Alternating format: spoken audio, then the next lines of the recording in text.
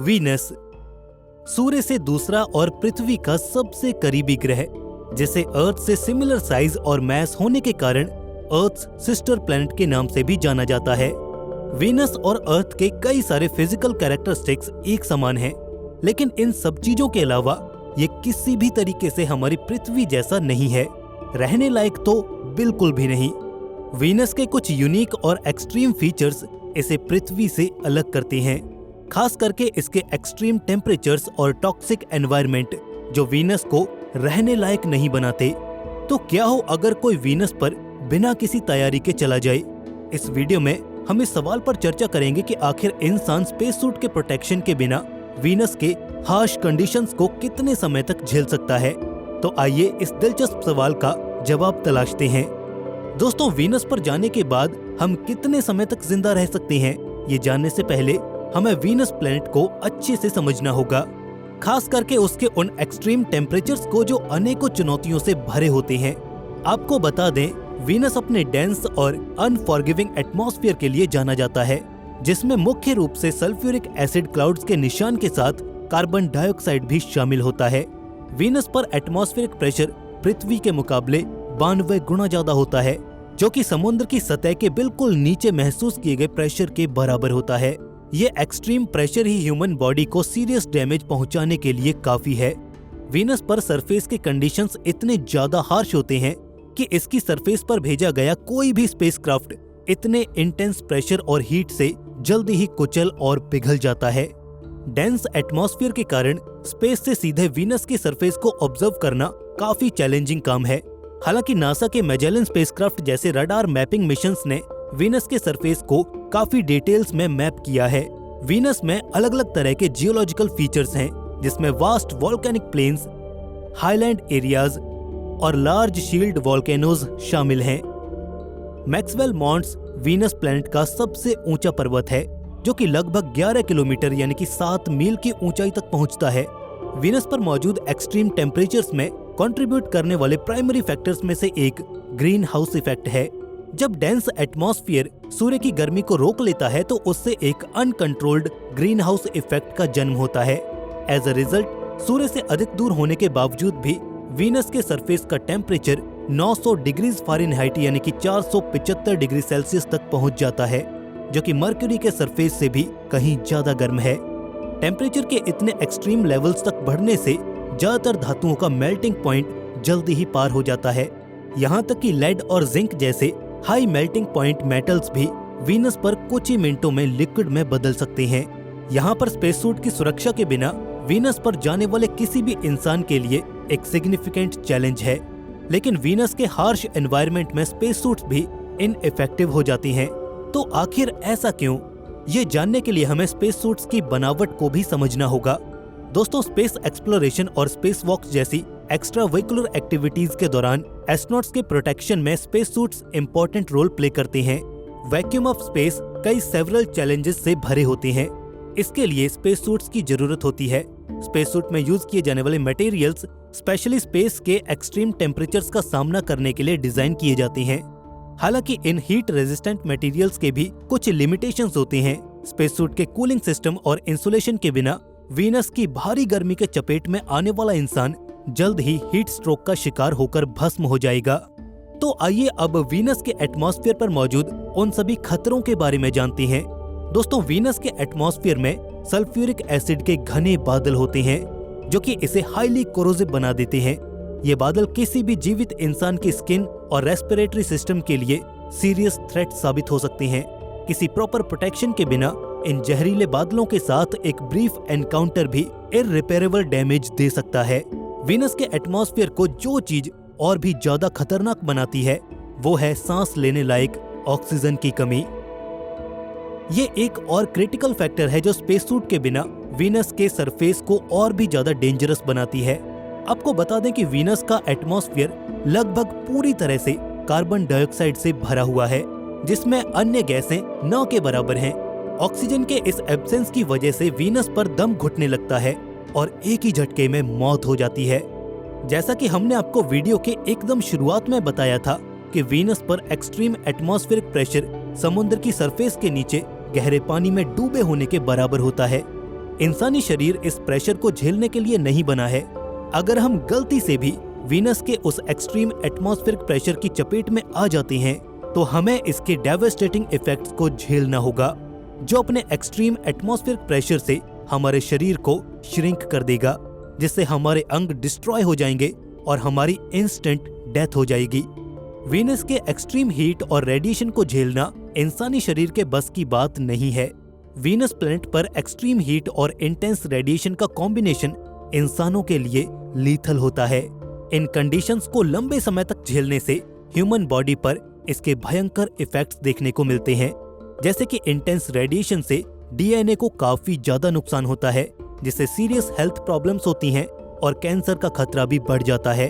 बाकी इन सब चीजों के अलावा वीनस का रेट्रोग्रेड रोटेशन काफी चुनौतियों को जन्म देता है। आपको बता दें कि वीनस अपने एक्सिस पर अर्थ के साथ साथ हमारे सोलर सिस्टम के दूसरे प्लैनेट्स के मुकाबले स्लोली और ऑपोजिट डायरेक्शन में रोटेट करता है। एक और जहां पृथ्वी काउंटर क्लॉकवाइज डायरेक्शन में घूमती है, तो वहीं वीनस क्लॉकवाइज डायरेक्शन में घूमता है। इसी फिनोमिनन को रेट्रोग्रेड रोटेशन के रूप में जाना जाता है। वीनस पर एक दिन धरती के 1 साल से भी लंबा होता है, हालांकि इसका एक दिन इसके साल से छोटा होता है। तो दोस्तों, इन सब चीजों को देखते हुए बिना स्पेस सूट के वीनस प्लैनेट पर जीवित रहना एब्सोल्युटली इम्पॉसिबल है। वीनस का extreme temperature, destructive atmospheric pressure, जहरीला वातावरण, सांस लेने लायक ऑक्सीजन की कमी ह्यूमन लाइफ के लिए अनसूटेबल है। वीनस के वंडर्स की खोज के लिए और इसके हार्श कंडीशन से बचने के लिए इंसानों को एडवांस टेक्नोलॉजी और स्पेशली डिजाइन्ड स्पेस सूट्स की आवश्यकता होगी। जब तक हम अपने स्पेस प्रोब्स की लिमिट्स को और अधिक नहीं बढ़ा लेते, वीनस फ्यूचर मिशंस के लिए एक मिस्टीरियस और चैलेंजिंग डेस्टिनेशन बना रहेगा। दोस्तों, शुक्र ग्रह रात के हमारे आसमान में चांद के बाद सबसे ज्यादा चमकने वाला दूसरा ग्रह है। शुक्र ग्रह को यदि देखा जाए तो यह हमारी धरती से काफी मिलता जुलता दिखाई देता है और यही वजह है कि इसे पृथ्वी की बहन भी कहा जाता है। वैज्ञानिकों की माने तो शुक्र ग्रह पर भी पृथ्वी की ही तरह पहले कई महासागर और नदियां हुआ करती थीं और ये भी काफी हरा भरा हुआ करता था। लेकिन आखिर यहाँ पर ऐसा क्या हुआ कि ये हरा भरा ग्रह आज इतना भयानक रूप ले चुका है? आखिर यहाँ पर ऐसी कौन सी घटनाएं घटी थीं जिसने शुक्र ग्रह की दुनिया ही बदल कर रख दी और ये खुशहाल ग्रह आज भयानक रौद्र रूप लेकर चल रहा है? आज के इस वीडियो में हम आपको यही सब बताने वाले हैं। आखिर ऐसा क्या हुआ कि शुक्र ग्रह की सूरत ही बदल गई? यदि आप भी शुक्र ग्रह की इस रहस्यमयी और खतरनाक दुनिया के बारे में जानना चाहते हैं तो आप ये वीडियो आखिर तक जरूर देखें। साथ ही अभी तक अगर आपने हमारे चैनल को सब्सक्राइब नहीं किया है तो आप हमारे चैनल को जल्दी से सब्सक्राइब कर लें। कुछ समय पहले शुक्र ग्रह के बारे में हमारी जानकारियां बहुत कम थीं और ऐसे में वैज्ञानिक ये मानते थे कि शुक्र ग्रह के घने बादलों के नीचे हमारी पृथ्वी जैसा ही वातावरण होगा और वहां पर भी जीवन फल फूल रहा होगा। लेकिन उस समय वैज्ञानिकों को ये पता नहीं था कि शुक्र ग्रह इन घने बादलों के नीचे खतरनाक ज्वालामुखियों से भरा हुआ है। एक बड़ा सा नर्क बन चुका है जहां पर इंसानों के जिंदा रहने की बात तो दूर है, अंतरिक्षयान भी यहां यदि पहुंच जाए तो कुछ ही मिनटों में पिघल जाएगा। लेकिन 1960 से 1970 के दशक में इस ग्रह की स्टडी करने के लिए कई अंतरिक्ष मिशंस लॉन्च किए गए, जिसके द्वारा शुक्र ग्रह के पास जाकर वहां काफी रिसर्च की गई। इसके बाद शुक्र ग्रह की वहां से कुछ ऐसी तस्वीरें भी सामने आई जिन्हें देखकर वैज्ञानिकों के भी होश उड़ गए थे। जिस शुक्र ग्रह को पहले वैज्ञानिक पृथ्वी के जैसा ही मानते थे, वो कुछ और ही निकला। जब शुक्र ग्रह की ये तस्वीर उन्होंने देखी तो वो भी इन्हें देखकर हैरान रह गए। उन्होंने देखा कि शुक्र ग्रह की धरती पर ज्वालामुखियों का राज है और यहाँ पर आपको भारी संख्या में ज्वालामुखी फटते हुए नजर आ जाएंगे। इस तरह देखा जाए तो आज शुक्र ग्रह एक भयानक रूप ले चुका है। शुक्र ग्रह पर हमारी पृथ्वी की तरह यहाँ किसी तरह की बारिश तो नहीं होती, लेकिन इसके ऊपरी वायुमंडल में सल्फ्यूरिक एसिड की वर्षा जरूर होती है।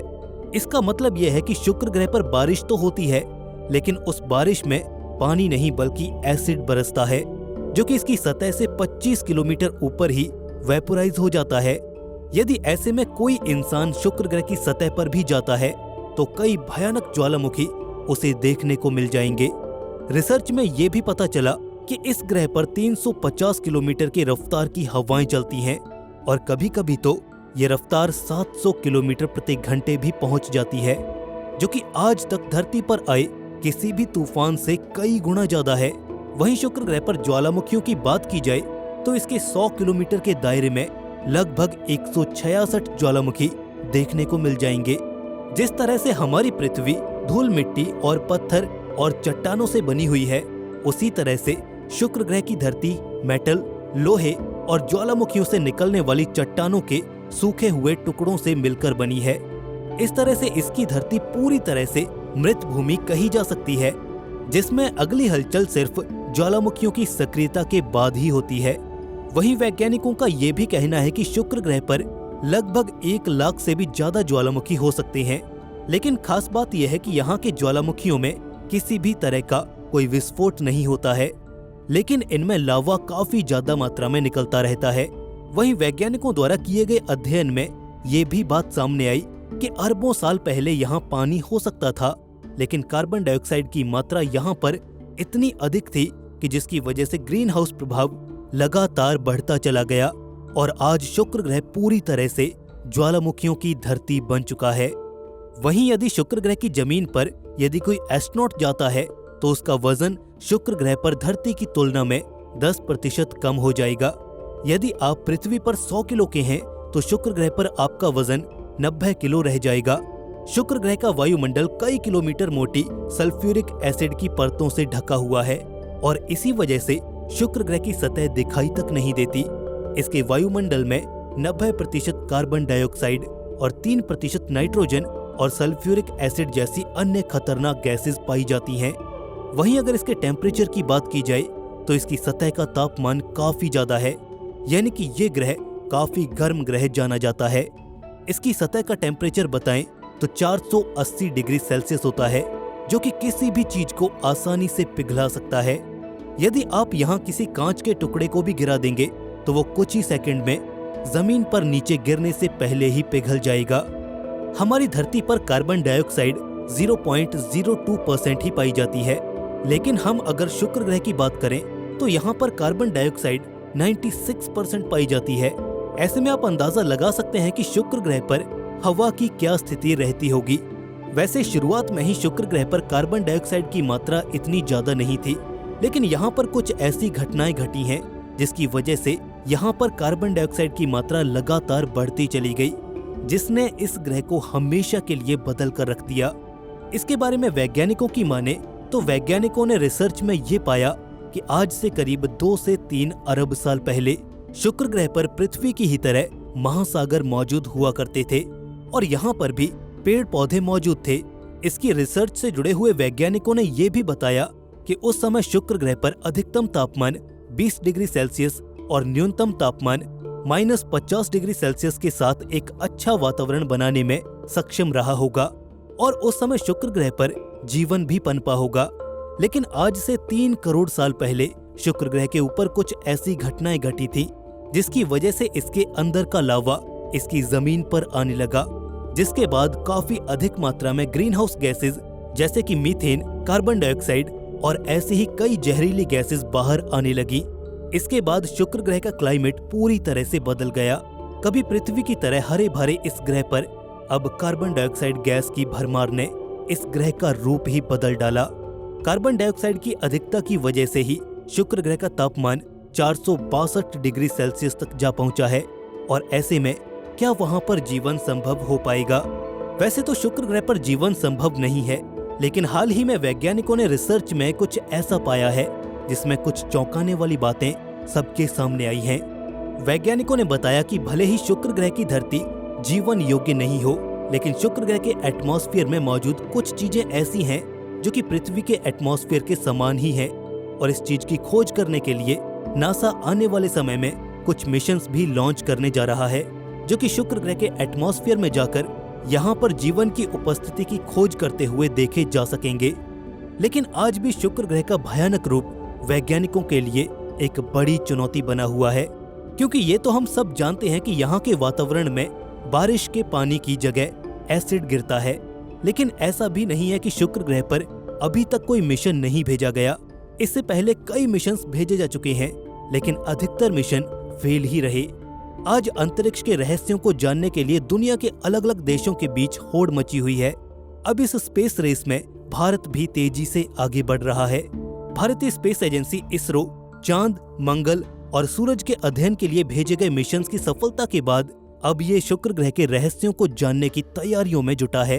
भारतीय इसरो के अध्यक्ष एस सोमनाथ ने पहले ही इसके बारे में ऐलान कर दिया है कि भारत शुक्र ग्रह के वायुमंडल और इसके एसिडिक बिहेवियर को जानने के लिए मिशन भेजेगा। चंद्रयान 3 की सफलता के बाद दुनिया भर में भारत की अंतरिक्ष एजेंसी इसरो की तारीफ हुई है। ऐसे में अब भारत शुक्र ग्रह के लिए भी अपने मिशन की तैयारियों में लगा हुआ है। इसरो के अध्यक्ष एस सोमनाथ ने एक कार्यक्रम के दौरान बताया कि शुक्र ग्रह का एटमॉस्फेरिक प्रेशर धरती से 100 गुना अधिक है, लेकिन ये नहीं पता है कि इतने अधिक प्रेशर की वजह क्या है। शुक्र ग्रह के चारों तरफ एसिड से भरे बादलों की परत है, जिसकी वजह से कोई भी अंतरिक्ष यान शुक्र ग्रह के एटमॉस्फेयर को पार करके उसकी सतह तक अभी नहीं पहुंच सकता है।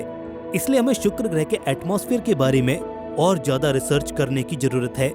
दोस्तों, शुक्र ग्रह की और ज्यादा जानकारी तो हमें आने वाले समय में वैज्ञानिक रिसर्च के आधार पर ही पता चल पाएगी।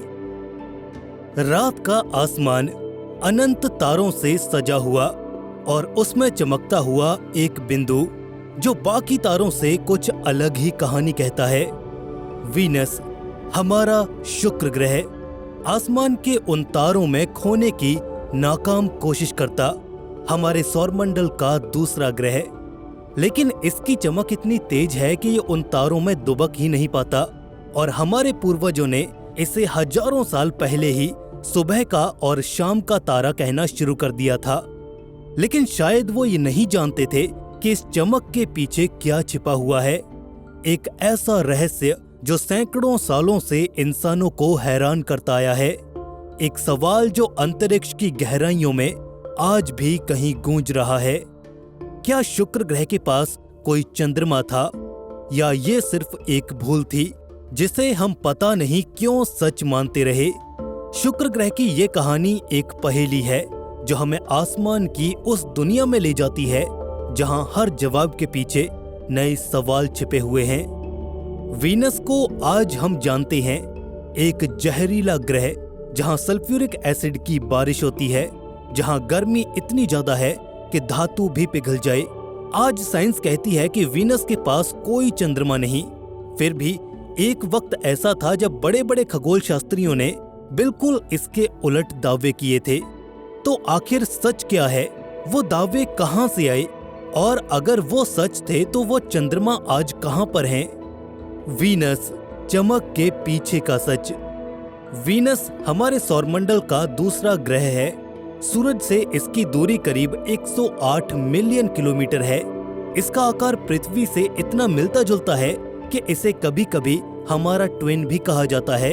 इसका डायमीटर 12,104 किलोमीटर है, जो पृथ्वी के 12,742 किलोमीटर से थोड़ा ही कम है। लेकिन ये समानता सिर्फ इनके साइज तक ही सीमित है। वीनस का एटमॉस्फेयर लगभग 96% कार्बन डाइऑक्साइड से भरा हुआ है और इसके घने बादलों में सल्फ्यूरिक एसिड की बूंदें तैरती रहती हैं। वीनस पर बने ये बादल सूरज की रोशनी को इस कदर रिफ्लेक्ट करते हैं कि वीनस रात के आसमान में सबसे चमकदार ऑब्जेक्ट बन जाता है। लेकिन इस चमक के नीचे एक खतरनाक और रहस्यमय दुनिया है, जहां का तापमान 460 डिग्री सेल्सियस तक पहुंच जाता है। ये इतना ज्यादा है कि इसकी सरफेस पर लेड जैसी धातु भी कुछ ही मिनटों में पिघल कर बह जाए। इसका एटमॉस्फेरिक प्रेशर पृथ्वी से 92 गुना ज्यादा है। यानी अगर कोई इंसान वीनस की सतह पर गलती से खड़ा भी हो जाए तो वो पल भर में ही कुचल जाएगा। वीनस की सतह ज्वालामुखियों से भरी पड़ी है। यहाँ वैज्ञानिकों को करीब 1600 से भी ज्यादा वॉल्केनिक स्ट्रक्चर्स मिले हैं और कुछ वैज्ञानिक मानते हैं कि यहाँ आज भी वॉल्केनिक एक्टिविटीज चल रही हैं। वीनस का रोटेशन भी अपने आप में अनोखा है। ये रेट्रोग्रेड मोशन में घूमता है, यानी कि उल्टा। सूरज यहाँ पर पश्चिम से उगता है और पूरब में डूबता है, जो बाकी ग्रहों से एकदम उल्टा है। लेकिन वीनस का ये रोटेशन इतना धीमा है कि वीनस को अपनी एक्सिस पर एक चक्कर लगाने में 243 दिन लग जाते हैं, पर सूरज के चारों ओर इसका ऑर्बिटल पीरियड सिर्फ 225 दिनों का है, यानी यहाँ का दिन वीनस के 1 साल से भी बड़ा है। ये सारी खासियतें वीनस को पहले से ही एक रहस्यमयी ग्रह बनाती हैं, लेकिन इसके चंद्रमाओं का सवाल शुक्र ग्रह को और अंधेरे में ले जाता है। आज हम कहते हैं कि वीनस के पास कोई चंद्रमा नहीं है, लेकिन ये हमेशा सच नहीं माना गया और इस कहानी का पहला सुराग हमें मिलता है 17वीं सदी से। पहला दावा कैसिनी के नोट्स। साल 1672 इटली का एक छोटा सा शहर जियोवानी डोमेनिको कैसिनी अपने टेलीस्कोप से आसमान को टटोल रहे थे। कैसिनी उस समय के सबसे बड़े खगोल शास्त्रियों में से एक थे। उन्होंने शनि के छल्लों को विस्तार से देखा था। उसके 4 चंद्रमाओं आयप्टस, रिया, टेथिस और डायोन की खोज उन्होंने ही की थी। उनकी नजरें आसमान की हर हरकत को पकड़ सकती थीं, लेकिन उस रात जब उन्होंने वीनस की ओर अपनी टेलीस्कोप घुमाई तो कुछ ऐसा देखा जो उस समय उनकी समझ से पूरी तरह से परे था। कैसिनी ने अपने नोट्स में लिखा कि वीनस के पास एक छोटा सा ऑब्जेक्ट था, कम चमक वाला, लेकिन वो ग्रह के साथ साथ घूम रहा था। उन्होंने इसे वीनस का चंद्रमा घोषित कर दिया। उस समय टेलीस्कोप की टेक्नोलॉजी अभी शुरुआती दौर में थी। रिफ्रैक्टिंग टेलीस्कोप्स का इस्तेमाल होता था, जिनमें लेंस की क्वालिटी सीमित थी, लेकिन फिर भी कैसिनी अपनी ऑब्जर्वेशंस पर पूरी तरह से यकीन रखते थे। उनके मुताबिक ये ऑब्जेक्ट वीनस से थोड़ी ही दूरी पर था, शायद कुछ 1000 किलोमीटर, और उसकी चमक ग्रह से कम थी। ये दावा कोई छोटी बात नहीं थी। उस समय खगोल शास्त्र में हर एक नई खोज एक क्रांति की तरह थी। लेकिन कैसिनी अकेले नहीं थे। इसके बाद अगले कुछ दशकों में और लोगों ने भी वीनस के पास कुछ देखने की बात कही। सन 1686 में फ्रांस के जीन चार्ल्स होइजेव ने भी एक सेम डिस्क्रिप्शन के ऑब्जेक्ट को रिपोर्ट किया। उन्होंने कहा कि यह ऑब्जेक्ट वीनस के किनारे पर दिखाई दिया और कई रातों तक उन्हें नजर आया। फिर 18वीं सदी में जर्मनी के जॉन हेनरिक लैम्बर्ट ने इस रहस्य को और भी ज्यादा गहरा बना दिया। लैम्बर्ट ने न सिर्फ इस चंद्रमा को देखा, बल्कि उसके ऑर्बिट को कैलकुलेट करने की भी कोशिश की। उनके हिसाब से यह चंद्रमा वीनस से एक निश्चित दूरी पर चक्कर लगा रहा था और इसका ऑर्बिटल पीरियड कुछ दिनों का हो सकता था। इन सभी दावों ने उस समय के खगोल शास्त्रियों को सोच में डाल दिया। कुछ ने इसे सच माना और इसे वीनस की खोज का हिस्सा बना दिया, लेकिन कुछ ने इसे संदेह की नजर से देखा। अब विज्ञान तो आलोचनाओं और सवालों का स्वागत करता ही है। सवाल उठने लगे, अगर ये चंद्रमा था तो इसे हर कोई क्यों नहीं देख पाया, और अगर ये सच था तो आज वो कहां पर है। तो इस रहस्य का अगला कदम हमें विज्ञान की ओर ले जाता है। शुक्र के चंद्रमाओं की हकीकत। समय के साथ टेक्नोलॉजी बदली। 17वीं और 18वीं सदी के टेलीस्कोप्स की जगह 20वीं सदी में अंतरिक्ष यान आ गए। वीनस को समझने की कोशिशें तेज हुई। सोवियत यूनियन ने 1960 के दशक में वेनेरा प्रोग्राम शुरू किया। वेनेरा 1 से लेकर वेनेरा 13 तक इन सभी प्रोब्स ने वीनस की सतह पर पहुंचकर हमें उसकी तस्वीरें भेजी। 1970 में वेनेरा 7 पहला स्पेसक्राफ्ट था जो वीनस की सतह पर लैंड हुआ और वहां से हमें डेटा वापस भेजा। इसके बाद नासा ने भी 1990 में मैजेलन मिशन लॉन्च किया। मैजेलन ने रडार मैपिंग से वीनस की पूरी सतह को स्कैन किया। इसके क्रेटर्स, वॉल्केनिक प्लेन्स और टेक्टोनिक फीचर्स को भी मैप किया गया। इन मिशनों ने वीनस के बारे में हमें बहुत कुछ बताया। हमें पता चला कि इसका मैग्नेटिक फील्ड बहुत कमजोर है, शायद इसके स्लो रोटेशन की वजह से। इसके एटमॉस्फेयर में ग्रीन हाउस इफेक्ट इतना ज्यादा है कि ये गर्मी को बाहर जाने ही नहीं देता। लेकिन एक बात जो इन मिशनों ने साफ कर दी वो ये थी कि वीनस के पास कोई चंद्रमा नहीं है, ना कोई छोटा सैटेलाइट और ना ही कोई बड़ा मून। तो फिर कैसिनी और बाकियों ने क्या देखा था? वैज्ञानिकों ने इसके लिए कई थियरीज दी। पहली थियरी थी ऑप्टिकल इल्यूजन। उस समय के टेलीस्कोप्स में क्रोमेटिक एब्रेशन और स्फेरिकल एब्रेशन जैसे इश्यूज थे। हो सकता है कि वीनस की चमक की वजह से कोई स्टार या प्लेनेट का रिफ्लेक्शन ऐसा दिखा हो कि वो उन्हें चंद्रमा लगा।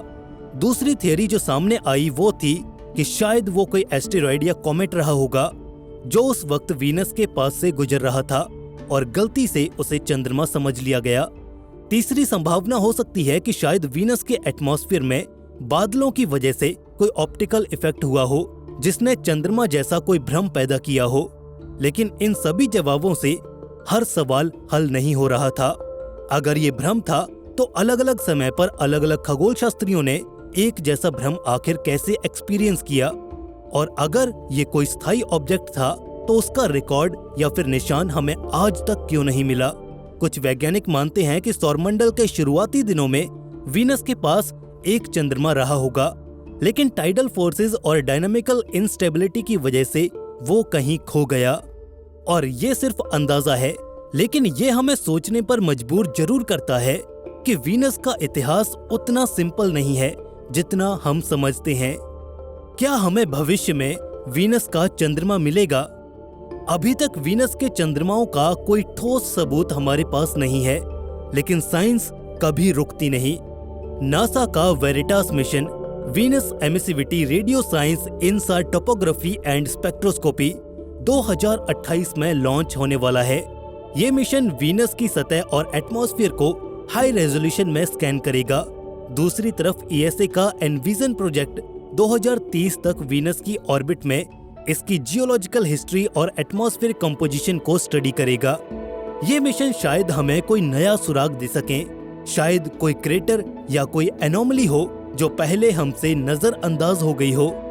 इसके अलावा कुछ वैज्ञानिक वीनस के ग्रेविटेशनल फील्ड को और गहराई से स्टडी करना चाहते हैं। अगर वहां सच में कोई चंद्रमा रहा होगा तो उसके ग्रेविटेशनल इफेक्ट आज भी वीनस के ऑर्बिट या रोटेशन में हल्के सबूत के रूप में मौजूद हो सकते हैं।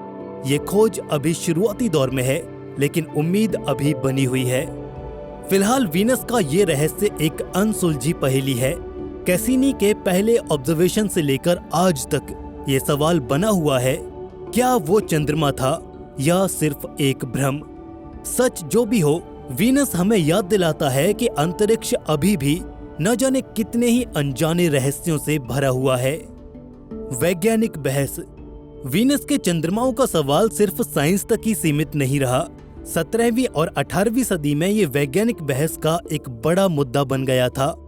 उस समय के एस्ट्रोनॉमर्स के बीच ये चर्चा थी कि क्या हर ग्रह के पास चंद्रमा होना चाहिए। पृथ्वी का एक चंद्रमा, मंगल के 2 चंद्रमा और शनि ग्रह के ढेर सारे सैटेलाइट्स को देखकर कुछ लोगों का मानना था कि वीनस के पास एक चंद्रमा होना तो स्वाभाविक है। लेकिन 19वीं सदी में बेहतरीन टेलीस्कोप्स आए और वो चंद्रमा हमें कभी दिखाई नहीं दिया। तो ये बहस धीरे धीरे ठंडी पड़ गई।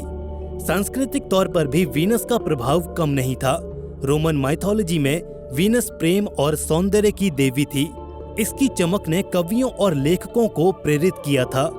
लेकिन इसके चंद्रमा की बात ने लोगों की कल्पनाओं को एक नया आयाम दिया। कुछ पुरानी किताबों में वीनस के चंद्रमा को एक रहस्यमय दुनिया के तौर पर देखा गया, जहां शायद कोई अनजान सभ्यता छुपी बैठी हो। हालांकि ये सिर्फ कल्पनाओं की दुनिया तक ही सीमित था, लेकिन इसने उस समय के लोगों के मन में अंतरिक्ष के प्रति उत्सुकता जगाई थी, जहां तारे अनंत काल तक चमकते हैं। इस रहस्यमय अंधकार में एक तारा ऐसा भी है जिसने वैज्ञानिकों को हैरान कर दिया। इसका नाम है KIC 8462852, लेकिन दुनिया इसे टैबीज स्टार के नाम से जानती है।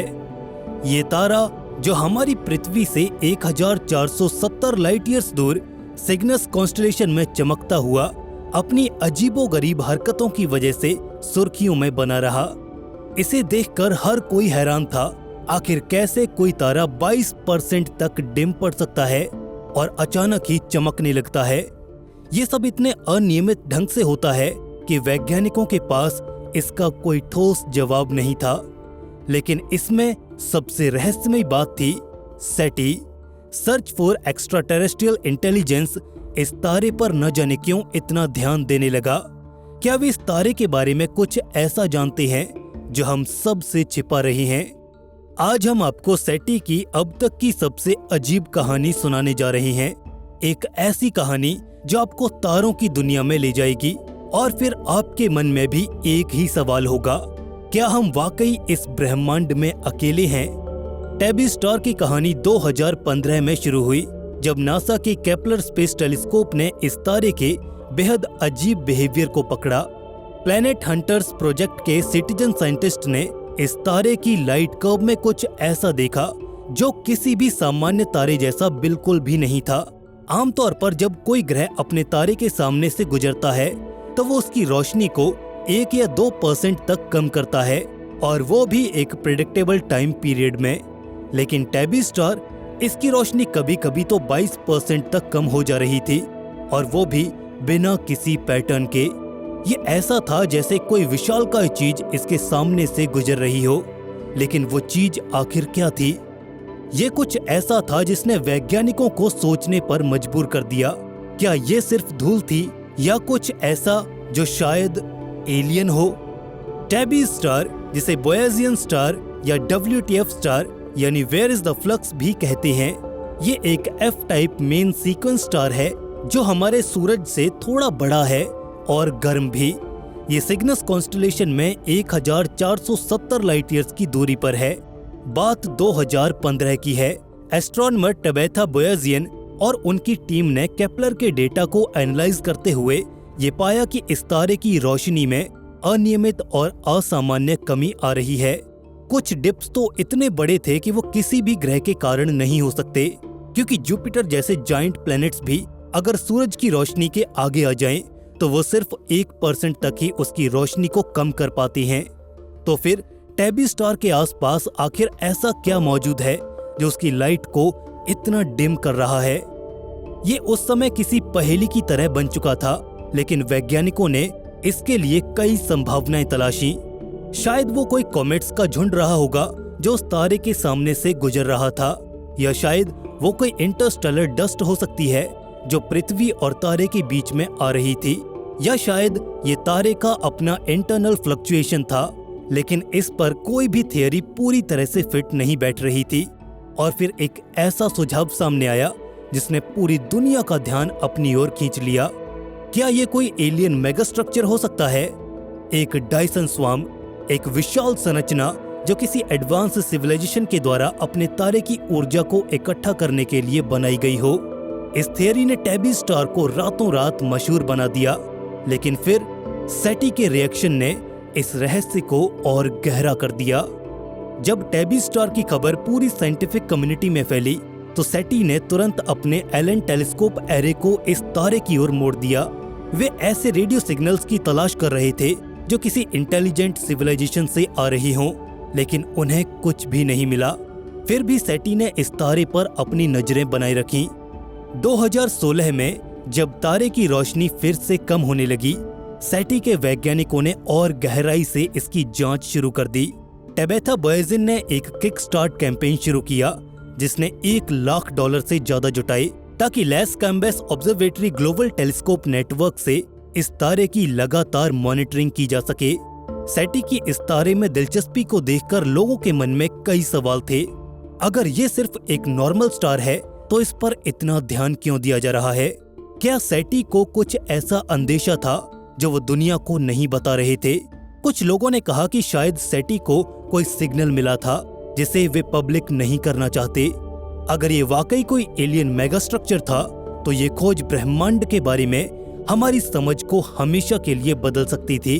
लेकिन सेटी की खामोशी इस रहस्य को लगातार गहराते जा रही थी।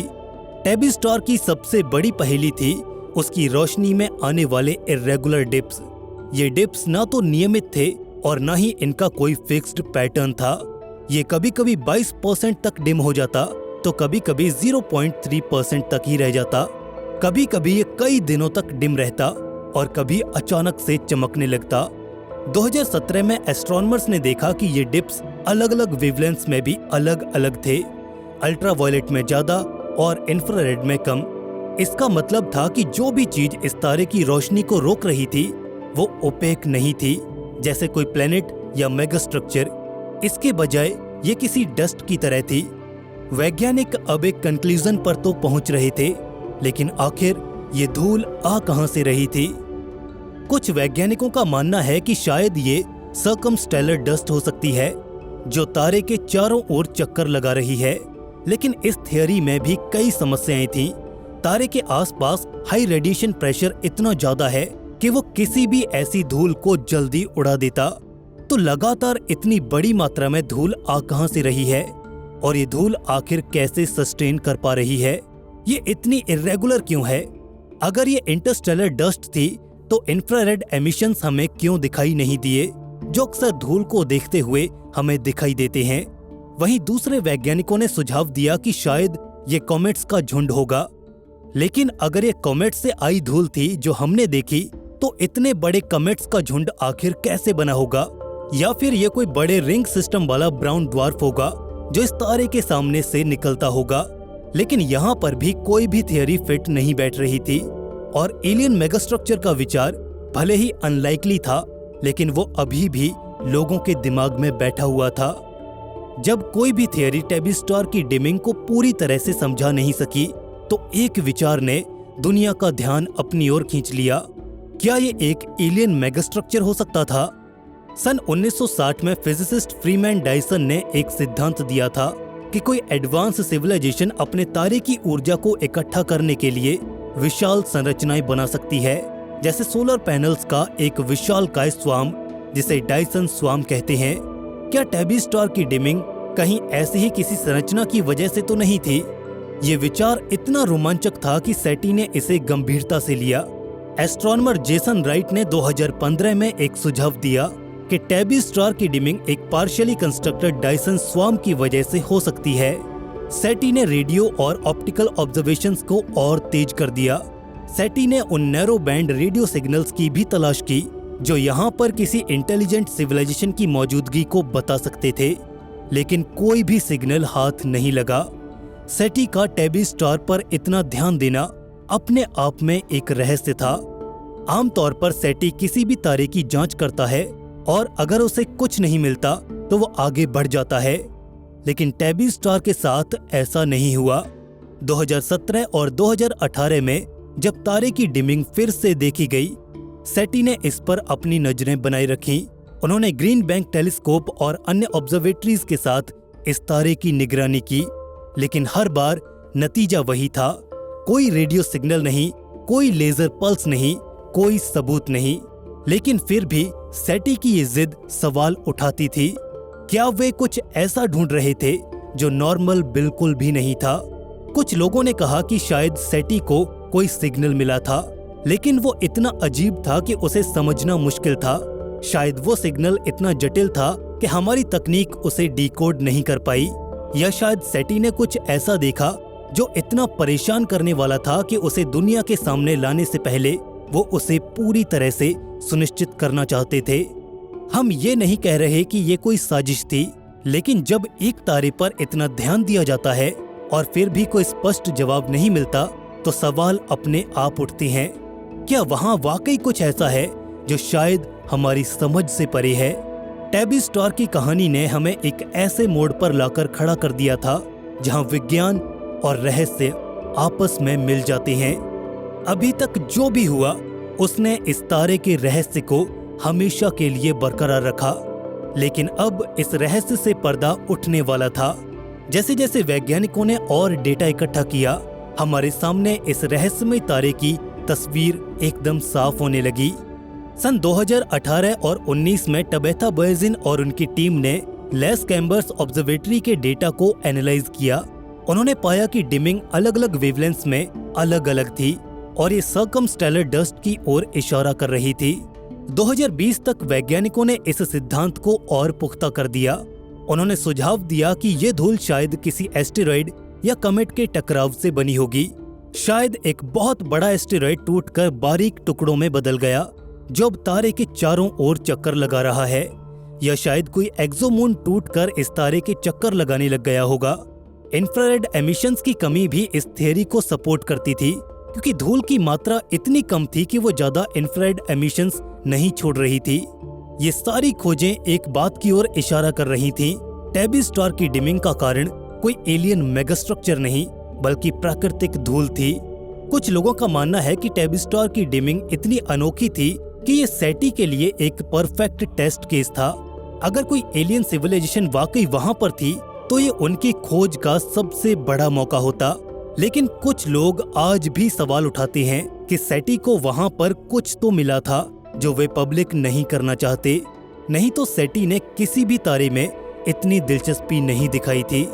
हम ये नहीं कह रहे कि सेटी कुछ छिपा रहा है, लेकिन उसकी खामोशी और बार बार की जांचें सवाल उठाती हैं। अगर ये सिर्फ धूल थी तो इतना समय और संसाधन इसके पीछे क्यों लगाए गए? लेकिन ये सवाल बनकर ही रह गए। टैबी स्टार की कहानी सिर्फ एक तारे की डिमिंग की कहानी नहीं है, ये हमारी अपनी जिज्ञासा की कहानी भी है। वो जिज्ञासा जो हमें तारों की ओर देखने पर मजबूर करती है। हम आखिर क्यों खोजते हैं? क्योंकि हम जानना चाहते हैं कि क्या हम इस ब्रह्मांड में अकेले हैं? क्योंकि हम ये समझना चाहते हैं कि हमारा स्थान इस अनंत अंतरिक्ष में कहां पर है।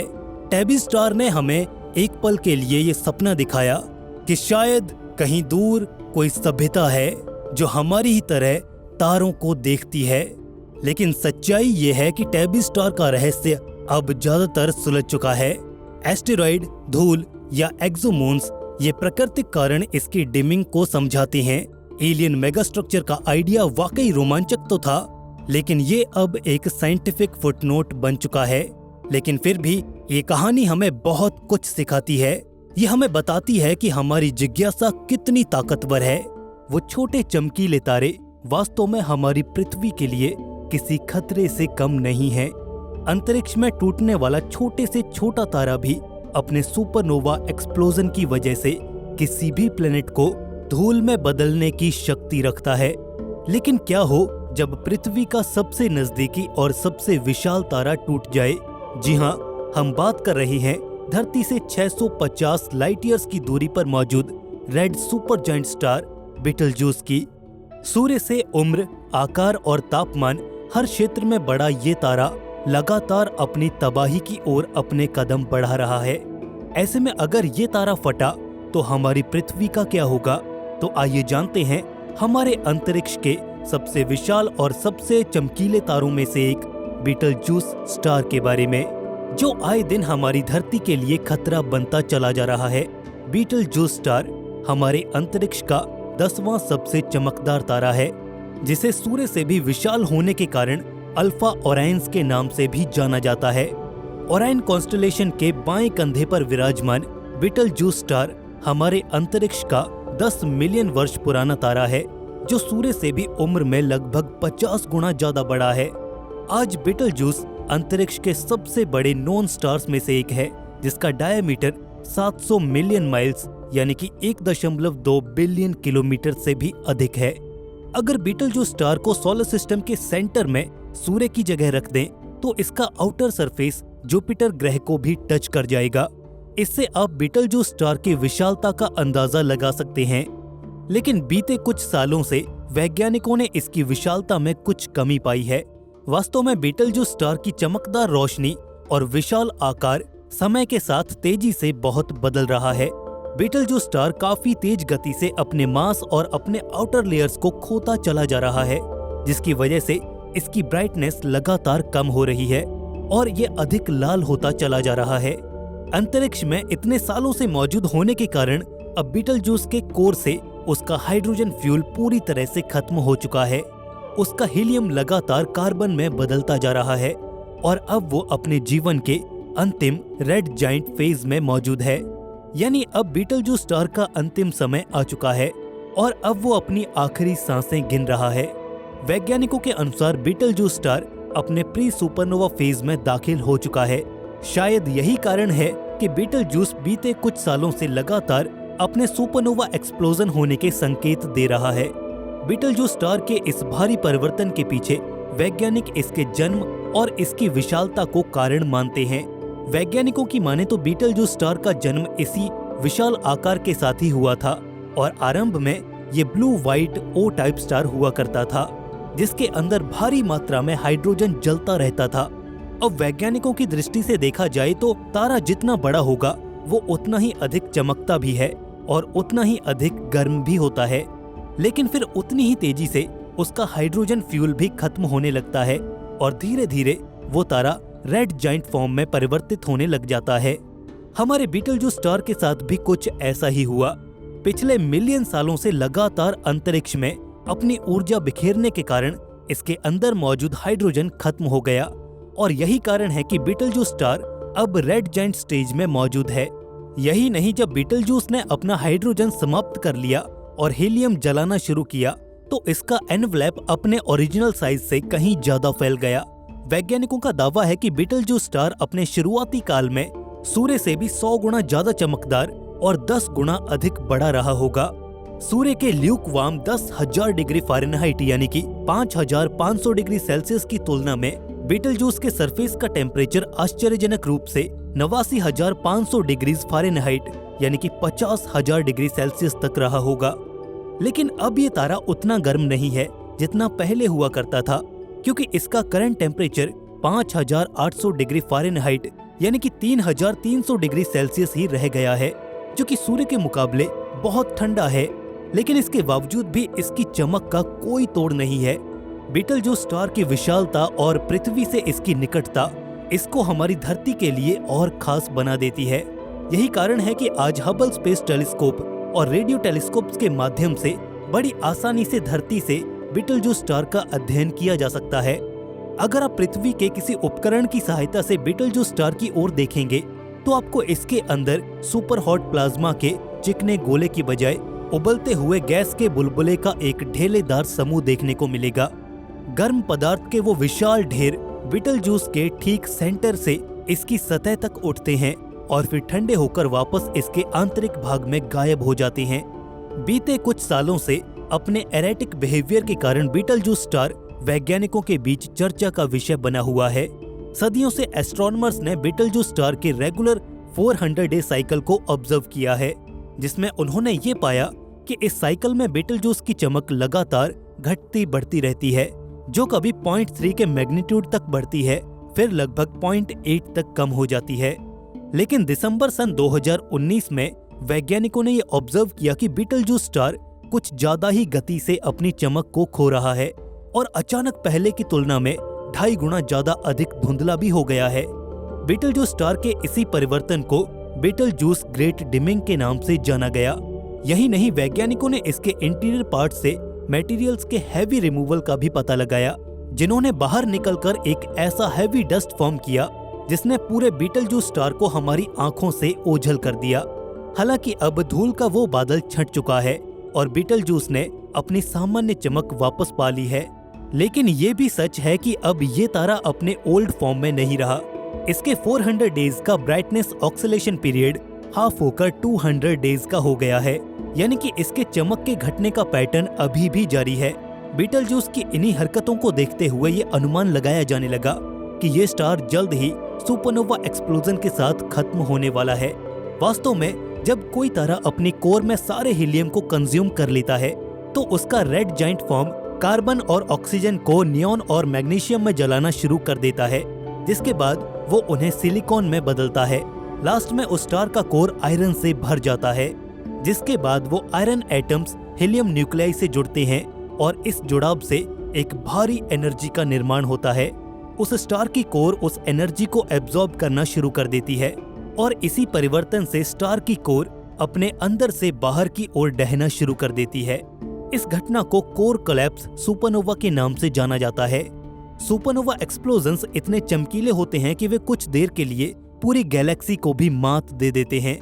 अभी के सेंसिटिव टेलीस्कोप्स के माध्यम से एस्ट्रोनॉमर्स इन सुपरनोवा एक्सप्लोजन्स को देख सकते हैं, लेकिन यूनिवर्स के किसी रहस्यमय कोने में होने वाले इन सुपरनोवा एक्सप्लोजन्स को देख पाना हम साधारण इंसानों के लिए मुमकिन नहीं है। परंतु बीटलजूस स्टार का सुपरनोवा एक्सप्लोजन सबसे अलग होगा। हमारी पृथ्वी के निकट होने के कारण इसका एक्सप्लोजन दिन में भी साफ साफ दिखाई देगा। बीटलजूस स्टार का सुपरनोवा एक्सप्लोजन हमारे आसमान को पूरे 2 महीनों के लिए अपनी रोशनी से एकदम से जगमगा देगा।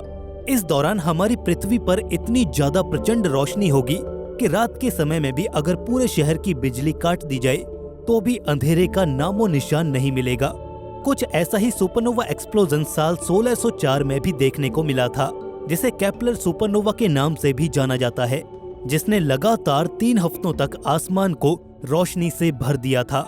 अब भले ही बीटलजूस स्टार भी अपने सुपरनोवा एक्सप्लोजन के मार्ग पर चल पड़ा है, लेकिन इसके फटने में अभी हजारों सालों का समय बाकी है। ज्यादातर एस्ट्रोनॉमर्स का ये मानना है कि बीटलजूस स्टार अपने सुपरनोवा एक्सप्लोजन के अभी शुरुआती चरण में मौजूद है अब ये हीलियम फ्यूज कर रहा है, जो लाखों सालों का एक लंबा प्रोसेस है। इसलिए बीटलजूस स्टार के फटने में अभी हजारों लाखों सालों का समय बाकी है। यानी वो अद्भुत नजारा अभी भी हमारी आंखों से हजारों सालों की दूरी पर है। हालांकि बीटलजूस स्टार के कोर में झांककर ये देखना अभी थोड़ा मुश्किल है कि वहां पर हीलियम फ्यूजन की क्या स्थिति बनी हुई है और बीटलजूस कब फटेगा। आपको बता दें कि मिल्की वे का दूसरा रेड जाइंट, जिसे VYCMA के नाम से जाना जाता है, हमारी पृथ्वी से 3900 लाइट ईयर्स की दूरी पर कैनिस कॉन्स्टेलेशन में मौजूद है। ऐसा माना जाता है कि हमारे बीटलजूस की तुलना में ये एक्सप्लोजन हमारे कुछ ज्यादा ही करीब है, लेकिन पिछले 100 सालों से वो अपनी प्रोसेस की ओर तो बढ़ रहा है और ये एक्सप्लोजन कब होगा ये कोई नहीं जानता। वैज्ञानिकों का मानना है कि VYCMA को आज से 100 साल पहले देखा जा सकता था, लेकिन अपने अधिकतर मटेरियल को खो देने के कारण अब वो केवल इंफ्रारेड में ही नजर आता है। VYCMA अपने ओरिजिनल मास का लगभग 60% हिस्सा खो चुका है, जबकि बीटलजूस के पास उसके इनिशियल मटेरियल का अभी 95% हिस्सा बचा हुआ है। इसलिए कई एस्ट्रोनॉमर्स बीटलजूस स्टार के इस रेड जाइंट फॉर्म को अभी शुरुआती चरण ही मान रहे हैं।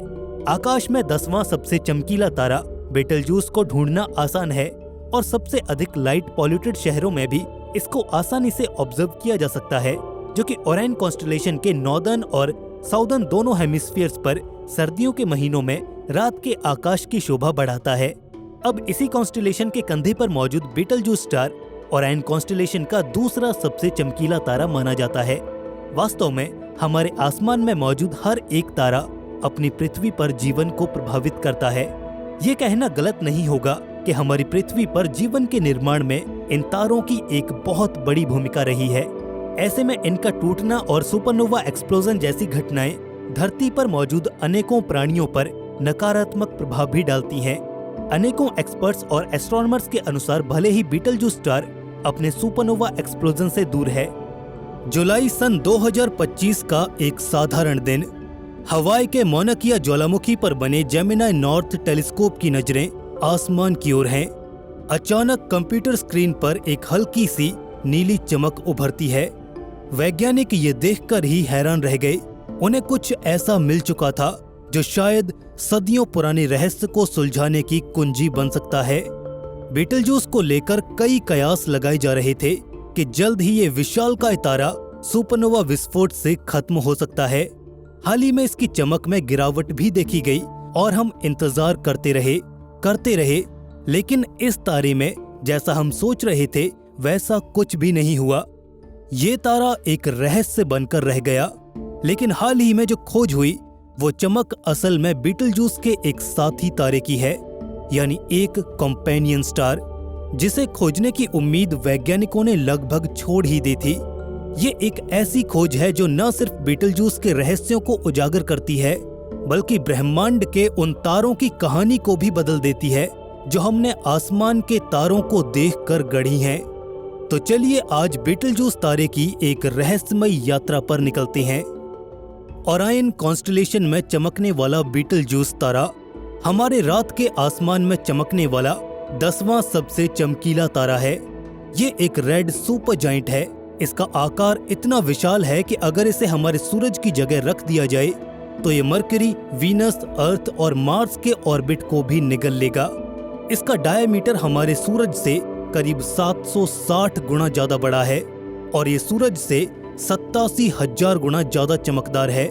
जरा सोच कर देखिए, अगर ये हमारे सौरमंडल में होता तो हमें कितना ज्यादा रेडिएशन झेलना पड़ता। लेकिन इसकी खासियत सिर्फ इसका आकार और चमक नहीं है, बल्कि बीटलजूस एक वेरिएबल स्टार है, जिसका मतलब है कि इसकी चमक समय समय पर बदलती रहती है। ये बदलाव सदियों से हमारे वैज्ञानिकों और खगोलविदों के लिए एक पहेली बने हुए थे। 2019 का ग्रेट डिमिंग इवेंट। लेकिन फिर सन 2019 में बीटलजूस ने कुछ ऐसा किया जिसने पूरी दुनिया का ध्यान इसकी ओर खींच लिया। इसकी चमक अचानक ही 30% तक कम हो गई। इसे ग्रेट डिमिंग इवेंट कहा गया। शुरुआत में वैज्ञानिकों को लगा कि शायद बीटलजूस अपने जीवन के आखिरी पड़ाव पर है और जल्द ही ये सुपरनोवा बनकर फट जाएगा। एक सुपरनोवा इतना चमकदार होता है कि ये महीनों तक हमारे आसमान में रात को आधे चांद के जितना चमक सकता है। हमने इंतजार किया और शायद पहली बार हम किसी तारे को मरता हुआ देखने वाले थे, लेकिन 2019 में ऐसा कुछ भी नहीं हुआ, ना 2020 में और ना ही 2021 में। धीरे धीरे वैज्ञानिकों ने इसके सुपरनोवा बनने की थियरी से अपना ध्यान हटाकर इसको और डीप स्टडी करने पर लगाया, तो उन्हें पता चला कि ये डिमिंग एक बड़े धूल के बादल की वजह से हुई होगी और शायद ये बादल बीटलजूस की सतह से ही निकला होगा। इस धूल के बादल ने इस तारे की रोशनी को कुछ समय के लिए रोक दिया था। नासा की तस्वीरों ने दिखाया कि ये एक तरह का स्टेलर बर्ब था, यानी तारे ने गैस और धूल का एक बड़ा हिस्सा बाहर फेंका, जो बाद में ठंडा होकर रोशनी को रोकने वाला बादल बन गया। लेकिन ये खोज तो सिर्फ एक सवाल का जवाब दे रही थी, 2019 की द ग्रेट डिमिंग का। बीटलजूस की चमक में एक और लंबा 6 साल का बड़ा साइकिल था, जो वैज्ञानिकों के लिए अभी भी एक रहस्य बना हुआ था। ये साइकिल तारे के अंदरूनी पल्सेशन के जरिए नहीं समझाया जा सकता था। तो आखिर क्या था इस रहस्य के पीछे का कारण? इसके लिए उस समय हमारे पास कोई ठोस सबूत नहीं थे, लेकिन जुलाई सन 2025 में वैज्ञानिकों ने एक ऐसी खोज की जिसने बीटलजूस के इस रहस्य को लगभग सुलझा दिया है। जेमिनी नॉर्थ टेलीस्कोप पर लगे एलोपेके नामक एक खास इंस्ट्रूमेंट की मदद से वैज्ञानिकों ने बीटलजूस के बेहद डिम यानी मंद मंद चमकते हुए एक साथी तारे को देखा, जिसे सिवारा नाम दिया गया। बीटलजूस के नाम का मतलब समझा जाए तो अरबी में इसका मतलब होता है अल जौजा की बाह या शोल्डर ऑफ द जायंट। तो वहीं इस नए खोजे गए साथी का नाम सिवारा है, जिसका मतलब होता है उसका ब्रेसलेट या कंगन। ये नाम इस तारे के लिए बिल्कुल सटीक है, क्योंकि ये बीटलजूस के चारों ओर एक कंगन की तरह चक्कर लगा रहा है। सिवारा बीटलजूस से 6 मैग्नीट्यूड कम चमकदार है। इसका मतलब है कि ये बीटलजूस से लाखों गुना डिम है। वैज्ञानिकों का अनुमान है कि इसका मास हमारे सूरज से लगभग 1.5 गुना से 1.6 गुना तक है। ये एक प्री मेन सीक्वेंस तारा है, यानी ये अभी तक हाइड्रोजन फ्यूजन शुरू नहीं कर पाया है। इसे एक स्टेलर बेबी भी कह सकते हैं, जो अभी पूरी तरह से तारा बनने की प्रोसेस में शुरुआती स्टेज पर है। जब ये हाइड्रोजन फ्यूजन शुरू करेगा तो ये एक एफ टाइप तारा बनेगा, जो सूरज से ज्यादा चमकदार और भारी होगा। सिवारा की सबसे हैरान करने वाली बात है इसका अजीब सा ऑर्बिट। ये बीटलजूस तारे से सिर्फ 4 एस्ट्रोनॉमिकल यूनिट्स की दूरी पर चक्कर लगाता है। ये दूरी हमारी धरती और सूरज के बीच की दूरी से 4 गुना है, लेकिन जुपिटर से फिर भी कम है। हमने बीटलजूस के आकार के बारे में पहले ही बात की है। अगर ये हमारे सोलर सिस्टम में होता तो ये मार्स तक फैला होता।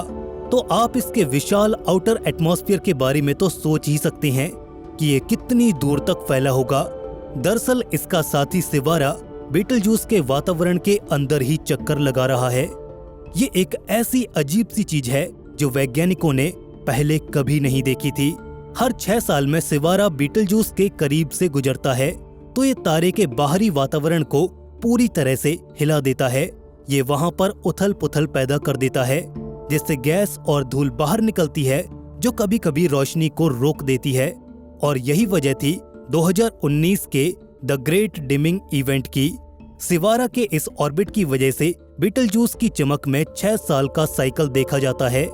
ये खोज न सिर्फ बीटलजूस के बिहेवियर को समझाती है, बल्कि ये भी बताती है कि ऐसे रेड सुपर जायंट तारे अपने साथी तारों के साथ कैसा बिहेव करते हैं।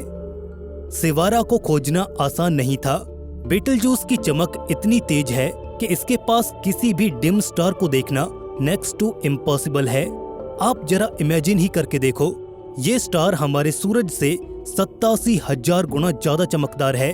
हबल स्पेस टेलीस्कोप और चंद्रा एक्सरे ऑब्जर्वेटरी जैसे पावरफुल टेलीस्कोप्स भी बीटलजूस के इस साथी तारे को नहीं देख पाए।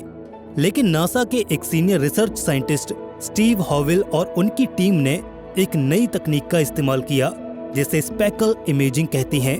स्पेकल इमेजिंग में टेलीस्कोप बहुत कम समय के लिए, यानी सिर्फ कुछ ही मिली सेकेंड्स के लिए तस्वीरें लेता है, ताकि पृथ्वी के वातावरण से होने वाली रुकावटों को बाईपास किया जा सके। जेमिनी नॉर्थ के 8.1 मीटर के जायंट मिरर और एलोपेके इंस्ट्रूमेंट की मदद से वैज्ञानिकों ने हजारों ऐसी तस्वीरें ली और उन्हें एक खास एल्गोरिदम से जोड़ा। इससे बीटलजूस की तीव्र चमक को हटाकर सिवारा की हल्की सी चमक को देखा जा सका। ये तस्वीर 9 दिसंबर सन 2024 को ली गई थी, ठीक उसी समय जब पिछली स्टडीज ने प्रिडिक्ट किया था कि सिवारा अपने सबसे फारदेस्ट पॉइंट पर मिल सकता है। हालांकि इस खोज का कॉन्फिडेंस लेवल अभी 1.5 सिग्मा है। वैज्ञानिकों को आमतौर पर 5 सिग्मा की जरूरत होती है ताकि खोज को पूरी तरह से पक्का मान लिया जाए। हालांकि सिवारा का स्थान और समय पिछली स्टडीज के प्रेडिक्शन से मेल खाता है, इसलिए वैज्ञानिक इसे लगभग पक्का मान रहे हैं। फिलहाल बीटलजूस एक रेड सुपर जायंट स्टार है। इसमें कोई शक नहीं कि यह अपने जीवन के आखिरी पड़ाव पर है। ये सिर्फ 10 मिलियन साल पुराना है, लेकिन इसका इतना ज्यादा मास इसे तेजी से अपने न्यूक्लियर फ्यूल को जलाने के लिए मजबूर करता है। वैज्ञानिकों का अनुमान है कि यह अगले 1 मिलियन साल में सुपरनोवा बनकर फट जाएगा। लेकिन सिवारा का भविष्य शायद अभी और भी नाटकीय मोड़ लेगा। सिवारा इसके इतने करीब है कि बीटलजूस का ग्रेविटेशनल पुल इसे धीरे धीरे अपनी ओर खींच रहा है। अनुमान है कि अगले 10,000 साल में सिवारा या तो बीटलजूस में समा जाएगा, या अगर बीटलजूस उससे पहले सुपरनोवा बन गया तो वो पूरी तरह से नष्ट हो जाएगा। ये एक अजीब सी जोड़ी है, एक तारा जो अपने जीवन के अंतिम पड़ाव पर है, तो वहीं दूसरा तारा जो अभी जन्म ले रहा है, लेकिन समय दोनों के पास नहीं है। इसके अलावा सिवारा और बीटलजूस के बीच ग्रेविटेशनल इंटरैक्शंस बीटलजूस के रोटेशन और मास लॉस को भी प्रभावित करती हैं। ये हमें समझने में मदद करता है कि बीटलजूस आखिर इतनी तेजी से क्यों घूमता है और इसका बाहरी वातावरण इतना अनस्टेबल क्यों है। इस कॉम्पेनियन स्टार सिवारा की खोज वैज्ञानिकों को ये समझने में मदद करेगी कि क्या बीटलजूस जैसे अन्य तारों के पास भी ऐसे ही साथी तारे होते हैं। ये खोज स्पेक्ट्रोस्कोपिक बाइनरीज यानी ऐसे तारों की जोड़ी जो इतने करीब हैं कि उन्हें अलग अलग देखना मुश्किल है, उनको भी समझने में मदद कर सकती है। वैज्ञानिकों को सिवारा को और बेहतर तरीके से देखने का अगला मौका नवंबर सन 2027 में मिलेगा, जब ये बीटलजूस से सबसे दूर मौजूद होगा। तब जेमिनी नॉर्थ और एलोपे के जैसे इंस्ट्रूमेंट्स का यूज करके फिर से हम इस तारे की जानकारी इकट्ठा करेंगे। ये न सिर्फ सिवारा की पुष्टि करेगा, बल्कि हमें इसके मास, टेम्परेचर और इसके ऑर्बिट के बारे में भी और जानने में मदद करेगा। बीटलजूस हमेशा से एस्ट्रोनॉमर्स और आम लोगों के लिए आकर्षण का केंद्र रहा है। इसका लाल रंग, विशाल आकार और ओराइन कॉन्स्टलेशन में इसकी जगह इसे आसमान का एक चमकता हुआ रत्न बनाती है। लेकिन सिवारा की खोज ने इसकी कहानी को और भी ज्यादा रोमांचक बना दिया है। एक विशालकाय तारा और उसका छोटा सा साथी एक दूसरे के साथ एक कॉस्मिक डांस कर रहे हैं, और ये डांस न सिर्फ बीटलजूस के रहस्यों को सुलझा रहा है, बल्कि हमें ब्रह्मांड की गहराइयों में झांकने का मौका भी दे रहा है। और नेचर हमें खुद मौके देता है उसे समझने और जानने के। ये भी वाकई प्रकृति की ही खूबसूरती है। दोस्तों, आपकी क्या राय है इस टॉपिक पर? हमें कमेंट सेक्शन में जरूर बताइएगा। अगर आपको ये वीडियो पसंद आया तो इसे लाइक और अपने दोस्तों में शेयर जरूर कीजिए। ऐसे ही और इन्फॉर्मेटिव वीडियोस के लिए चैनल को सब्सक्राइब करके बेल नोटिफिकेशन ऑन जरूर कर लें। दोस्तों, जल्द मिलेंगे ऐसे ही एक और नए इन्फॉर्मेटिव वीडियो के साथ। तब तक के लिए स्टे क्यूरियस, बी हैप्पी। नमस्कार।